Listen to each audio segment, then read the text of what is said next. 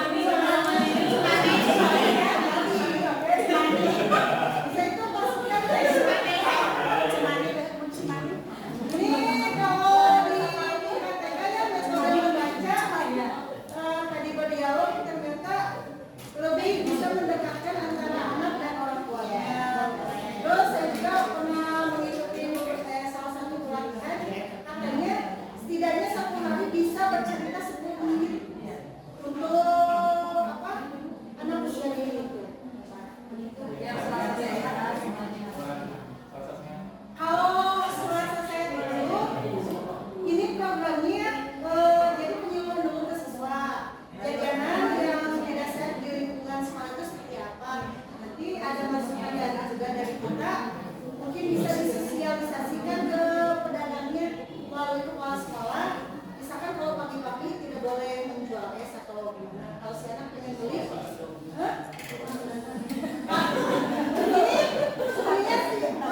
buatnya pengennya tiap hari, dan bisa membawa bekal dan tidak jadi langsung selesai aja.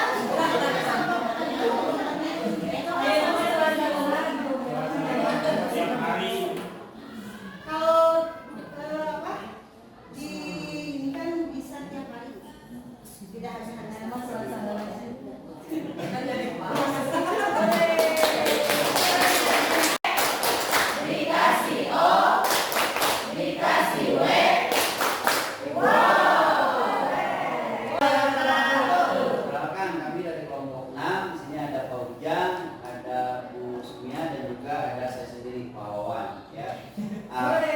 kami akan menyampaikan hasil daripada diskusi yang tadi didiskusikan oleh kita tentang program apa yang sudah dilaksanakan atau program yang memang sudah direncanakan dengan pendekatan bagja, gitu ya. Dan kita ambil yang tadi kita diskusikan hanya ambil dua, yaitu B dan A. B buat pertanyaan, yang A ambil pelajaran. Dari program yang tadi sudah didiskusikan itu ada 3 program. Yang dari Pak Ujang itu ada yang namanya program Saberli. Terus ya, sepertinya betul ya. Saberli yang dari Bu Sumya itu ada namanya program Gepisa. Kalau yang bawah simpel KBM. Tapi bukan pembelajaran, kelompok belajar matematika. Pertama sekarang Saberli. Saberli itu singkatan dari sapu bersih lingkungan. Dan juga latar belakang yang memang disampaikan oleh Pak Ujang, ini sebetulnya kalau kita lihat disimpulkan ini menunjang semua kebutuhan dan ini tahapannya pas, ini TK, SD, SMK, nah SMP naik kelewat. Artinya program ini kalau menurut kami dari hasil tadi diskusi ini menunjang apa? Dari kecil akan dibiasakan untuk pembelajaran secara bermain, menyenangkan gitu ya. Terus anak diajarkan juga dengan tentang arti sebuah kebersihan, lingkungan. Di sini kita diajarkan lebih ke akademiknya, dengan harapan artinya secara sosialnya dan emosionalnya anak terjaga, secara akademik muncul di sini di SMP. SMK, SMA itu tahapannya sampai tahapan, maksudnya kita sudah nggak berbicara lagi sebetulnya, lebih ke tahapan pembesarannya di akademiknya gitu ya. Kalau di kerucut itu jadi bentuknya kerucut dari sosial emosionalnya itu dari SD, TK, SD, SMP dikerucut lebih kecil artinya anak itu sudah fokus ke akademiknya. Walaupun di lapangan ternyata kita masih saja anak SMK harus ngajarin duduk yang benar gimana, cara ngomong yang baik dengan guru itu gimana gitu ya. Walaupun sebetulnya itu sudah ini. Nah balik lagi, jadi yang Saberli ini, Pak Ujang ini, dia peduli dengan lingkungan, kondisi lingkungannya di sekolah, yang dimana dilihat bahwa masih ada anak khususnya untuk kelas 4 dan 6 SD ini kepedulian terhadap kebersihannya masih kurang, sehingga dia membuat program yang namanya Saberli seperti itu, dengan harapan dari program ini kepedulian anak terhadap kebersihan di sekolahnya bisa muncul gitu ya, sehingga kebersihan di sekolah itu tetap terjaga seperti itu ya. Lagi yang namanya kotoran di dalam meja, di dalam itu ya biasanya apa? Berarti sama ya, setiap sekolah seperti itu lah. Terus yang Bu Sumya ini program Gepisa, saya sangat tertarik juga dengan ini kan tadi yang dijelaskan oleh Bu Sumya, anak diajarkan pembelajaran dengan cara bermain dan itu cocok dengan lihat daripada tingkatan anak itu tersebut, karena anak TK itu selain diajarkan hal-hal yang baru yang belum dia ketahui, harus diajarkan tanpa disadari oleh anak itu sendiri ya. Jadi ya salah satunya dengan bermain. Anak yang kurang membaca, kadang kan langsung diajarkan langsung membaca, mah kadang malas dan sebagainya. Dan dia didasari karena anak itu mulai malas untuk pergi ke TK. Kan sangat ironis sekali. Kalau TK oke, anak bisa belajar gitu ya. Malas, capek, artinya ada apa? Sehingga dia punya program yang dimana walaupun sebetulnya kata beliau program ini sudah berjalan dan dia tinggal perkuat mungkin dengan aksi nyata beliau dan hasilnya luar biasa. Apa yang disampaikan oleh beliau, anak jadi lebih termotivasi lagi untuk pergi ke sekolah, dan di sekolah itu kadang ada orang tua yang memang jadi guru ya seperti itu, sehingga anak itu lebih tertarik. Nah sekarang yang ini yang berikutnya program KBM ya. KBM itu kelompok belajar matematik.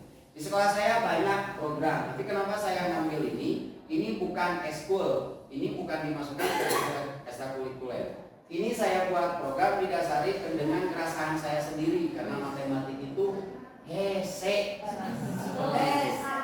Ya, sedangkan waktu saya hanya 4 jam. 2 kali pertemuan dalam 1 minggu itu, jadi 4 jam. Menurut saya itu kurang cukup. Walaupun kita kadang sistemnya sistem blok. Kalau kadang sistem blok, matematik bisa nyampe yang kayak kemarin 6 jam. Tapi kalau 6 jam di anak biar 6 jam bisa kali kedua seperti itu. Akhirnya saya punya angan-angan, punya rencana, udah saya membuat lagi kelompok belajar matematik. Walaupun sebetulnya ini bukan hal yang pertama. Jadi kesimpulannya KBM ini saya buat untuk meningkatkan konsep-konsep pemahaman konsep-konsep matematik di sekolah saya. Karena konsep-konsep dasar matematiknya itu sangat lemah. Dengan harapan kalau konsep-konsepnya itu bagus, dalam harapan motivasi keinginan anak untuk belajar matematik itu menjadi lebih tinggi.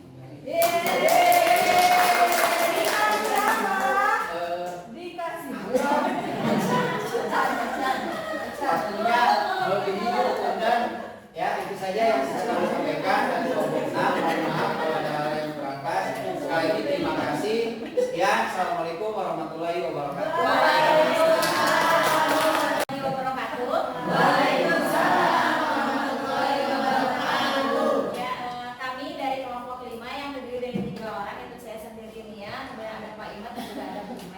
Tadi kami sudah berdiskusi terkait program yang sudah kami buat pada tahapan aksi nyata kemarin di modul 3.3. Baik, di sini programnya itu yaitu program yang berdampak pada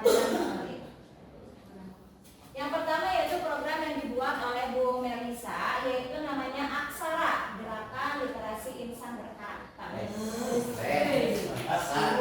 Di sini ada kegiatannya. Yang pertama ada meraca. Meraca itu membaca ya Bu Mel ya, gerakan membaca bersama. Kemudian ada juga yang kedua itu bubar, nulis bareng. Kita nundutan bareng.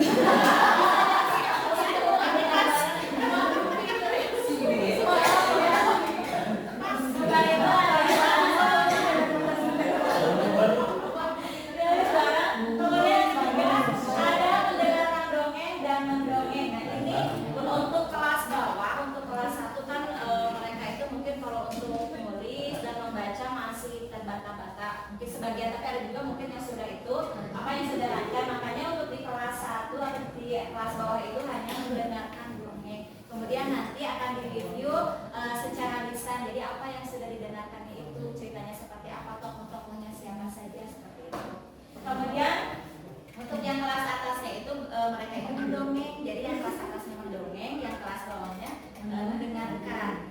Kemudian yang keempat ada mengelola sudut baca. Jadi di kelasnya itu Bu Mel itu mendesain adanya sudut baca. Mungkin kalau di SMP lebih dikenal dengan pojok baca mungkin ya Bu Siti. Nah kalau di Bu Mel ini adalah sudut baca. Jadi di kelas itu ada sudut baca di mana ketika kegiatan pembelajaran itu juga dibawa si anak-anak untuk sudut baca ya Bu Mel ya.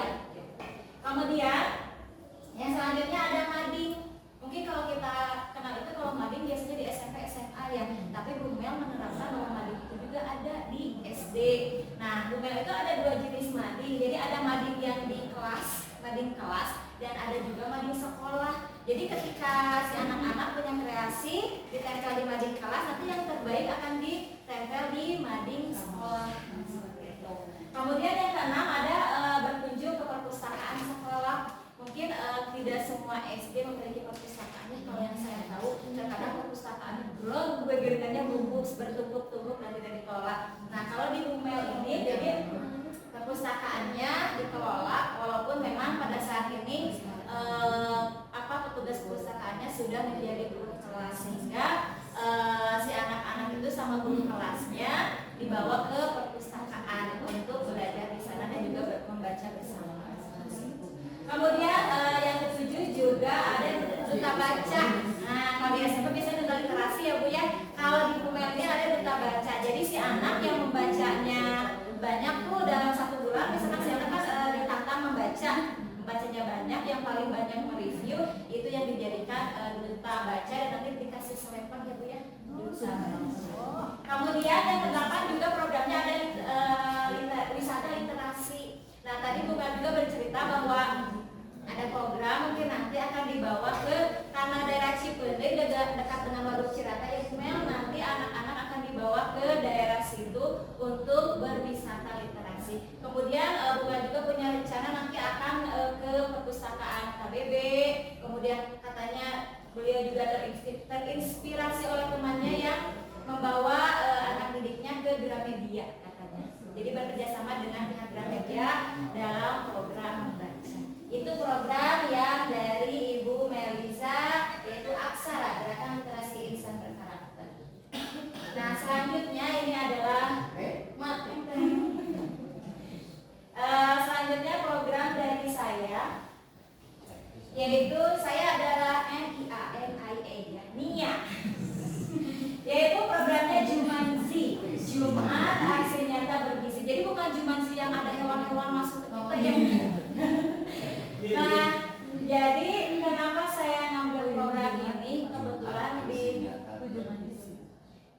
Kebetulan pada tahun ini saya diberi mandat oleh Ibu Kepala Sekolah untuk menjadi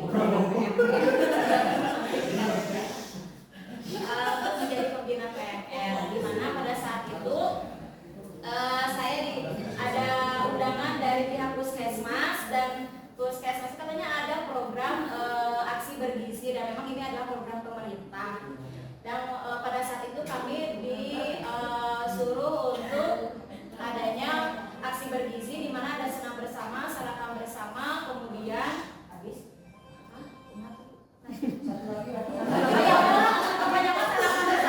yaitu programnya Pak Rahim. Jadi berdasarkan dari lapor untuk pendidikan, di mana literasi dan literasinya itu kurang baik, maka beliau membuat program yang berbeda sama literasi dan numerasi. Yang dilaksanakan pada hari Kamis, kemudian ada membaca bersama, kemudian memahami isi teks dan menghitung bekal yang dibahas. Mungkin itu program dari kelompok kami. Terima kasih, mohon maaf. Bapak Ibu hebat semuanya, juga saya di sini akan mengangkat program-program yang kami diskusikan di kelompok 1. Di sini yang pertama ada program yang dibuat oleh Ibu Ran, yaitu adalah nyandak janda. Karya sudah. Di mana latar belakang dari program ini yaitu kegiatan kokurikuler yang bertujuan untuk menghidupkan kembali bahasa Sunda di lingkungan sekolah yang dirasa sudah hampir punah. Di mana di kita juga memang tadi fenomenanya didapatkan salah satunya di Kota Bandung, ada yang ngomong buema, ya. Kalau itu meureun, nah, jadi sudah penempatannya sudah tidak sesuai. Jadi bahasa Sunda seolah-olah hanya menjadi pelengkap di akhir ayat saja. Contohnya mahnya tadi kata Bu Bulan memang orang Sunda mahnya tidak pernah sembuh, karena ada yang. Terus sedangkan juga di sini memang Sunda itu juga bagaimana supaya budaya bangsa khususnya di bahasa bisa terus dilestarikan. Lanjut ada program Batik Lembang. Di sini adalah program intrakurikuler yang digagas oleh Ibu Dea, karena kebetulan beliau juga mengajar sebagai guru seni. Nah, Nah, di sini budaya ingin mengangkat kesenian khususnya di seni rupa di batik lembang supaya bisa di-highlight lagi dan juga melestarikan kebudayaan khususnya di Lembang.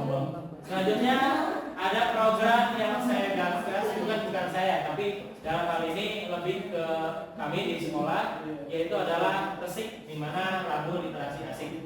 Ya, program ini sebetulnya umumnya sama, rata-rata literasi, tapi yang di garis bawahinya adalah bagaimana anak memaknai dalam proses literasi, gitu ya. Jadi apa saja sih yang disebut dengan literasi? Apa saja? Karena levelnya sudah di SMK. Mungkin kalau di SD awalnya bisa membaca dan menulis dulu. Tapi kalau udah di SMK kita levelnya bagaimana mereka bisa memaknai. Contohnya mereka langsung diberikan tugas membuat sebuah presensi baik itu buku ataupun lagu seperti itu. Dan ini yang melaksanakan kegiatannya secara giat bersama-sama di lapangan itu bukan hanya gurunya yang presensi, bukan hanya muridnya, tapi semuanya juga. Jadi punya kesempatan yang sama.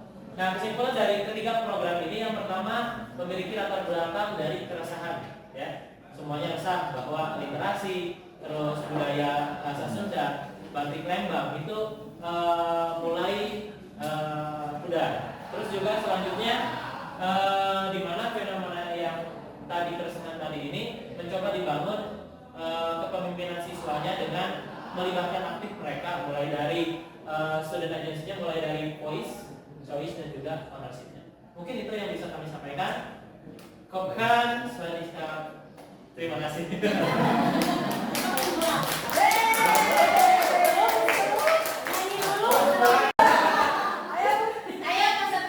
Enggak, soalnya genre musiknya berbeda. Jadi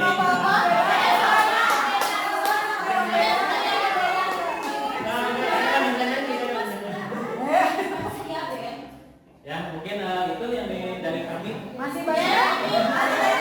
Waalaikumsalam warahmatullahi wabarakatuh. Kelompok kami akan memaparkan program dari sekolahannya Bu Neneng, bahwa program yang diusung dalam bahasa perubahannya adalah program literasi Rancage Laku Membaca Juga. Dari prakasa perubahan ini mengembangkan program literasi untuk meningkatkan kreativitas murid. Kenapa literasi? Karena di kecamatannya Bu Neneng, sekolah Bu Neneng adalah termasuk sekolah 9 yang memang literasinya rendah. Makanya diambilnya adalah program literasi. Bagaimana cara mengembangkan program literasi untuk meningkatkan kreativitas murid tersebut adalah mencari referensi dan berdiskusi dengan kepala sekolah, rekan sejawat dan murid. Aktivitas siapa yang pernah berhasil mencari aktivitas yang diinginkan oleh murid dan melakukan wawancara dengan teman dari sekolah lain. Jadi Bu Neneng ini melakukan wawancara lintas sekolah, ya. Jadi bahwa itu dapat ide dari temannya yang memang ternyata literasinya itu bagus gitu. Jadi mencontoh dari sekolah lain. Aktivitasnya bervariatif. Dalam 1 bulan itu minggu pertama dan kedua itu membaca, yang ketiga itu mereka itu membuat kreativitas, ya. Membuat kreativitas jadi sesuai dengan minat bakatnya. Jadi kan biasanya disbon gitu kan. Kalau sekarang mah disesuaikan dengan keinginan anak, mau menggambar, mau bercerita atau apapun, disesuaikan dengan minat bakat siswa tersebut. Dan yang keempatnya apa? Minggu terakhir melakukan publikasi. Nah, bahwa anak siswa tersebut melakukan publikasi setelah membaca buku tersebut. Itu SD, ya. Sekarang lanjut ke SMP. Di SMP saya ada sembako, seni menebar kebaikan dengan sodako. Ini meningkatkan keterampilan sosial dan mengembangkan empati secara positif, arif dan bijaksana dalam bersodako. Bagaimana kita dapat meningkatkan minat kebiasaan murid dalam bersodako di lingkungan sekolah? Bahwa tindakannya yang dilakukannya itu berkolaborasi dengan Kepsek, guru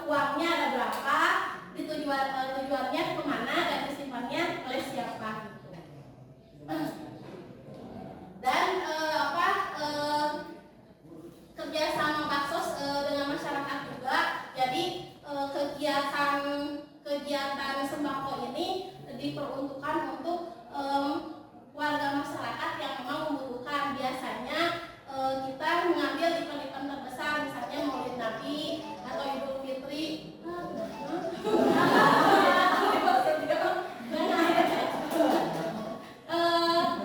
Idul Fitri dan Muharram Day gitu ya, pasti untuk ke duafa dan anak yatim. Sekarang ke SMK Eko apa Bu? Oke, meningkatkan kepedulian dan kreativitas siswa terhadap lingkungan dan pemeliharaan dan pengolahan sampah. Di sini saya yang merasa sangat luar biasa karena mencari pengolahan sampah ya, mencari sampah yang bahwa biasanya kan kita tahunya bahwa sampah yang dipakai itu dedaunan gitu kan, bukan dari limbah rumah tangga yang jarang sama kita biasanya dibuang aja gitu atau dibakar, tapi malah di sekolahannya si ibu dihitungkannya dari limbah si ibu.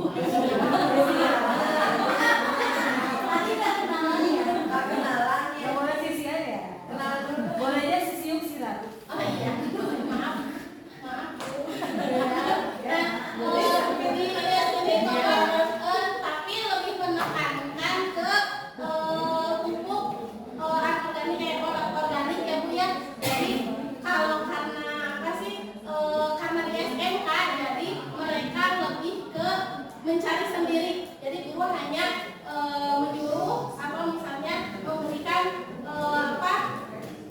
inisiatif dan anak yang mencari bahan-bahannya atau apapun juga sampai berhasil membuat kompos dari apa ya tadi itu sampah organik yang terbuat dari limbah rumah tangga. Apa Bu tadi teh? Kertas ya, kertas sama